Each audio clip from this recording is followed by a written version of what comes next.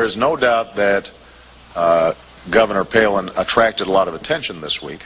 She's been on the minds of all of you, and as a consequence, has been before the American people constantly for the last week.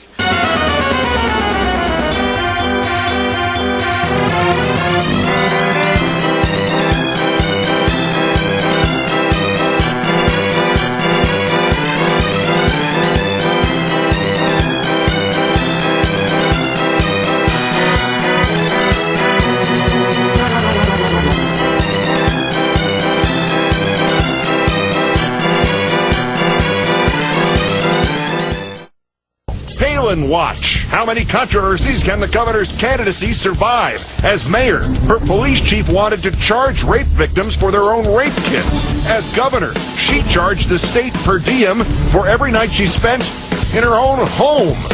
And how many lies can the governor's candidacy survive? Brought back today on the campaign trail, the distortion in which she claimed she fired the governor's executive chef. I thought it was important also as mayor and governor to try to lead by example. I cut the personal chef position from the budget, which didn't thrill my kids. Except the governor didn't fire that chef. She simply reassigned her to a different job title while she continued to cook for the governor's kids.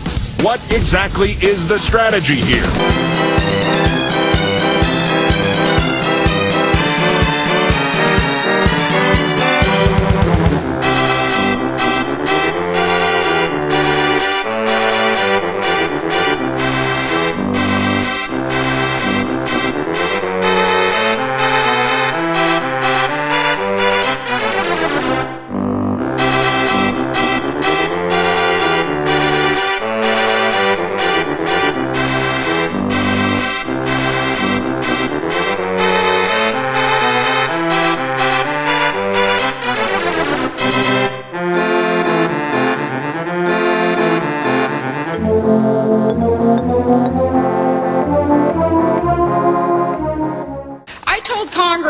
Thanks, but no thanks for that bridge to nowhere up in Alaska. If our state wanted a bridge, we were going to build it ourselves. Again, she said that twice today. The problem is that every major news organization that has looked at this has reported that, in fact, Palin's claim is false. The Washington Post reported that in Palin's first 19 months in office, she billed taxpayers in Alaska for 312 nights she spent in her own home. And tonight, well, we have a moment of psychotalk validation, confirmation from deep inside the gut of the McCain campaign that Sarah Palin truly belongs right here, just about every night.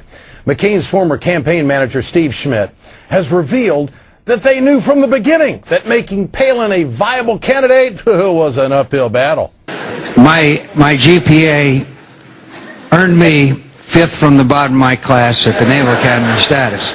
So in the immediate aftermath of her selection, it was clear to us that we had a lot of work to do. What sort of information did she not know? A broad scale of national security issues. John Heilemann, one of the authors of the new book about the 2008 campaign, was more specific. Her foreign policy tutors are literally taking her through. This is World War I, this is World War II, this is the Korean War. A week later, after the convention was over, she still didn't really understand why there was a North Korea and a South Korea. You've cited Alaska's proximity to Russia as part of your foreign policy experience. What did you mean by that? That Alaska has a very narrow maritime border between a foreign country, Russia, and on our other side, the land boundary that we have with Canada. It's funny that a comment like that was kind of made to, I don't know, you know. You can actually see Russia from land here in Alaska. Reporters. Yeah, mocked, I guess that's the word, yeah. Wow. Understandably, the guy in charge of prepping Palin for the vice presidential debate was very concerned. He told us that the debate was going to be a debacle of historic and epic proportions. But the fact that Palin knew less about foreign policy than the average middle schooler wasn't even the biggest problem. No. Turns out she couldn't even say Biden's name properly. You know, the guy that she was going to be debating. She kept saying, "Oh, Biden." So the campaign figured out a way to avoid her having to say that very tricky name at all. It was multiple people, and I wasn't one of them, who all said at the same time, just say, "Can I call you Joe?" Nice to meet you. Hey, can I call you Joe? Okay, good. Doggone it, those Republican tactics, they work every time, don't they? Unfortunately, when you're dealing with a maverick like Palin, you can't expect her to stick to the plan all night. Barack Obama and Senator Biden, you've said no to everything. Well, there you have it. With all that working against her, why didn't John McCain put his foot down and just cut Palin loose? President Bush was a C student at Yale. So do you remember your GPA? But I can assure you, on today's standards, it would be barely passing. The thing McCain loved about the Naval Academy was he got to study all the time. He and I both showed that people with C averages can succeed. Welcome. We needed to do something bold to try to win the race. That's right, win at all costs.